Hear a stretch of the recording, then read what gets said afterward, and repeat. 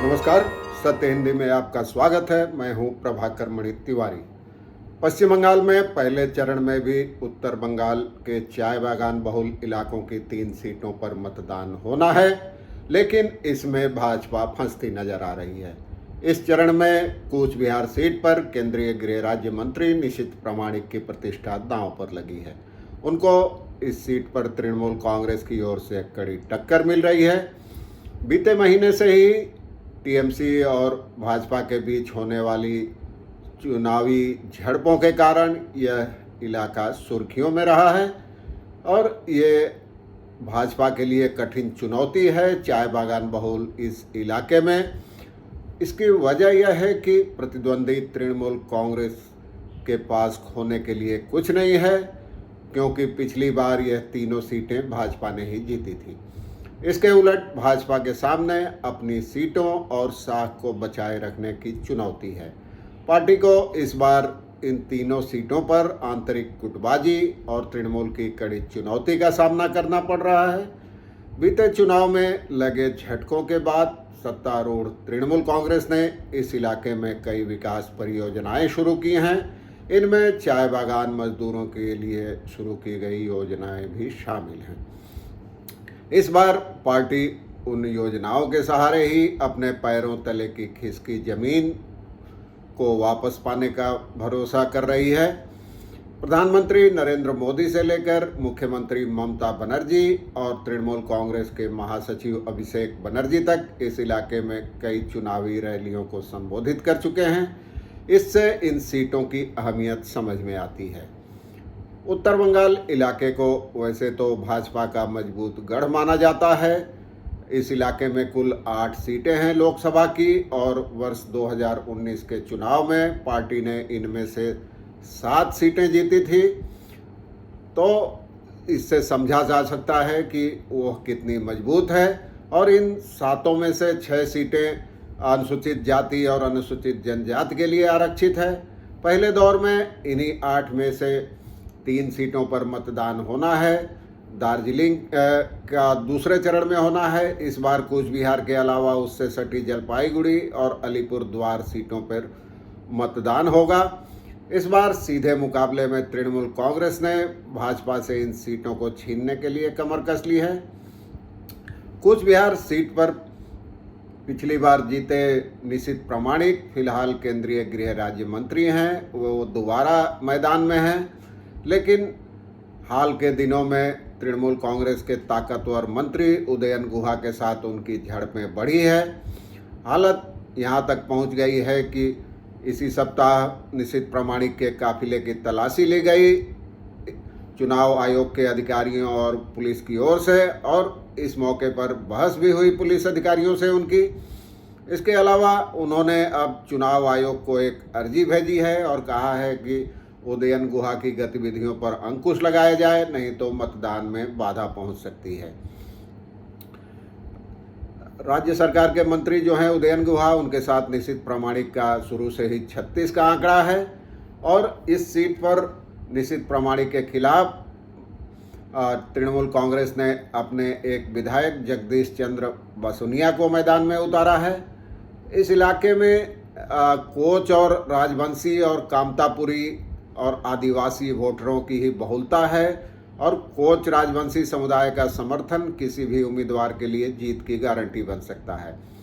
इलाके के जातीय समीकरणों को ध्यान में रखते हुए भाजपा ने अनंत राय महाराज को पिछले साल राज्यसभा में भेजा था। पहली बार राज्यसभा की एक सीट मिली थी भाजपा को, तो अपना उम्मीदवार उनको बनाया था।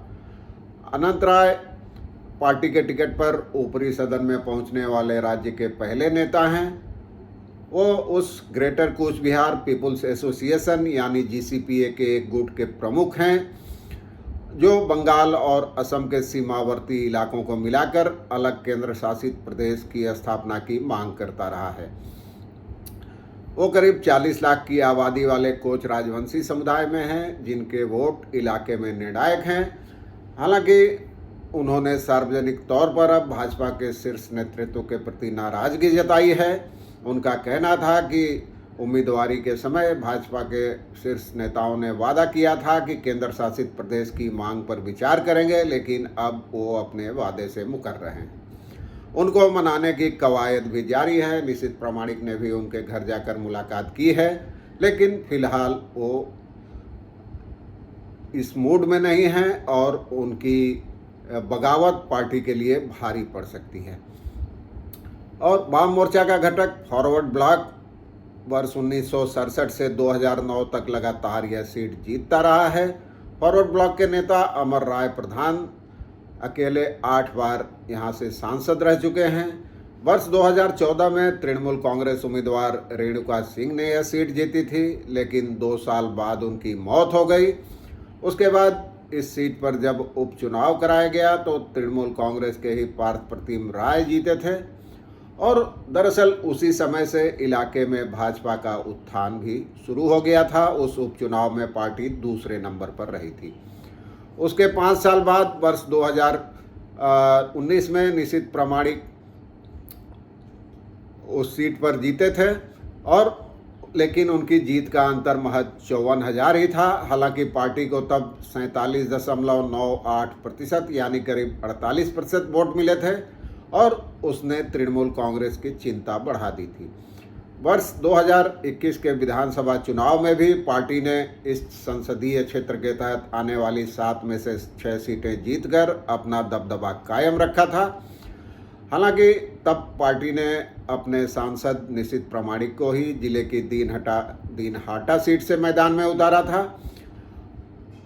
प्रामाणिक जीत तो गए, लेकिन उनकी जीत का अंतर महज 57 वोटों का था। उन्होंने तब उदयन गुहा को ही हराया था। बाद में उन्होंने यह सीट छोड़ दी तो उपचुनाव में तृणमूल कांग्रेस के उदयन गुहा यहां से लगभग 1.64 लाख वोटों के अंतर से जीते थे। इस सीट पर कांग्रेस और वाम मोर्चा के बीच कोई समझौता नहीं हो सका है। बीते लोकसभा चुनाव में यहां फॉरवर्ड ब्लॉक को 3.07 और कांग्रेस को 1.85% वोट ही मिले थे। अब बात करें कूच बिहार से सटी जलपाईगुड़ी सीट की, तो यह चाय बागान बहुल इलाका है। यहाँ चाय बागान मजदूरों के वोट ही हार जीत तय करते हैं। यहाँ तृणमूल कांग्रेस के उम्मीदवार निर्मल कुमार राय का मुकाबला भाजपा के जयंत कुमार राय से है और ज़्यादातर चाय बागान, जैसा कि मैंने आपको बताया, इसी इलाके में है। दलित और आदिवासी वोटरों की अच्छी खासी तादाद भी है। पिछली बार ये जयंत राय यहाँ से 1.85 लाख वोटों के अंतर से जीते थे। भाजपा की ताकत की काट के तौर पर मुख्यमंत्री ममता बनर्जी ने बीते 5 वर्षों के दौरान राजवंशी समुदाय के लिए कई योजनाओं की शुरुआत की है।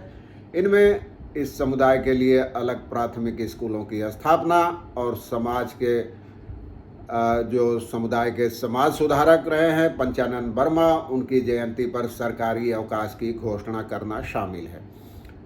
ममता बनर्जी की सरकार ने चाय बागान मजदूरों की मांगों पर विचार करने और न्यूनतम मजदूरी बढ़ाने का भी भरोसा दिया है। इसके अलावा उन्होंने एक आवास योजना भी शुरू की है चाय बागान मजदूरों के लिए। अपने हाल के कूच बिहार दौरे के दौरान ममता बनर्जी ने 11 लाख आवास देने का ऐलान भी किया है। और अब बात करें अलीपुर द्वार सीट की, तो भाजपा ने यहाँ अपने पिछले विजेता जो केंद्रीय मंत्री भी रहे हैं जॉन बारला का टिकट काट दिया और उनकी जगह पार्टी के जिला प्रमुख मनोज टिग्गा को मैदान में उतारा है। इससे पार्टी में असंतोष है, 2 गुट बन गए हैं। जॉन बारला यहाँ एक बार फिर मैदान में उतरना चाहते थे, लेकिन उनके खिलाफ इतनी शिकायतें थी कि पार्टी ने उनको दोबारा टिकट नहीं दिया। और टीएमसी यहाँ भाजपा के इसी असंतोष को भुनाने का प्रयास कर रही है। तृणमूल कांग्रेस ने बीते 5 सालों के दौरान इस सीट पर अपनी स्थिति कुछ मजबूत की है और उसने अपने राज्यसभा सांसद प्रकाश चीक बारिक को यहाँ मैदान में उतारा है और बारिक की इलाके के चाय बागान मजदूरों पर खासी पकड़ है। राजनीतिक विश्लेषकों का कहना है कि इलाके में गोरखा, कोच राजवंशी और कामतापुरी जैसे जातीय समूहों के समर्थन ने भाजपा के पैरों तले की जमीन को मजबूत बनाया है। आप जानते हैं गोरखा समुदाय मुख्य रूप से दार्जिलिंग पर्वतीय इलाके में है, लेकिन जलपाईगुड़ी के डुआर्स इलाके और अलीपुर इलाके में भी इसकी खासी पकड़ है और खासी आबादी है इस समुदाय की।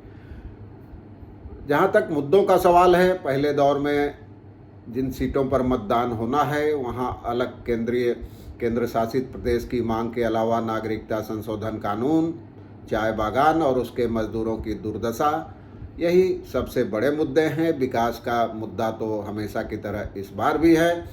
भाजपा अपने कामकाज को और केंद्र सरकार की योजनाओं को भुनाने का प्रयास कर रही है। मोदी की गारंटी की बात कर रही है। चाय बागान मजदूरों की दशा दिशा सुधारने के लिए तमाम योजनाएं बता रही है और अपनी अपनी योजनाएं। दूसरी ओर ममता बनर्जी भी सरकारी योजनाओं का ब्यौरा दे रही है। तमाम अपने योजनाओं और गारंटी और वादों पर लड़ा जा रहा है चुनाव। राजनीतिक विश्लेषकों का कहना है कि पहले दौर में भाजपा के सामने इन सीटों को बचाए रखने की कड़ी चुनौती है, क्योंकि तृणमूल कांग्रेस के पास खोने को कुछ नहीं है। अगर तृणमूल कांग्रेस इन तीनों में से एक भी सीट भाजपा से छीन लेती है तो उसे इसकी बड़ी कामयाबी माना जा सकता है। चुनाव प्रचार आज शाम तक ही है, उसके बाद मतदान होगा और कूच बिहार इलाका काफ़ी संवेदनशील माना जाता है। खासकर आप पिछले विधानसभा चुनाव को याद करें तो इसी संसदीय इलाके के शीतलकुची विधानसभा क्षेत्र में केंद्रीय बलों की फायरिंग हुई थी, जिसमें 4 लोगों की मौत हुई थी और उसमें राज्य सरकार और केंद्र के बीच काफ़ी बहस हुई थी। विवाद का मुद्दा बना था। यह अदालतों में भी मामला पहुंचा था। तो इस बार भी ममता बनर्जी बार बार लोगों को सावधान कर रही हैं कि वो भाजपा के जाल में न फंसे, क्योंकि भाजपा जीतने के लिए हिंसा का सहारा ले सकती है। क्या होगा, ये नतीजे तो बाद में सामने आएंगे। फिलहाल शुरुआत इन 3 सीटों से जो भाजपा का गढ़ है और जिनमें ममता बनर्जी और उनकी पार्टी सेंधमारी का प्रयास कर रही है। धन्यवाद, नमस्कार।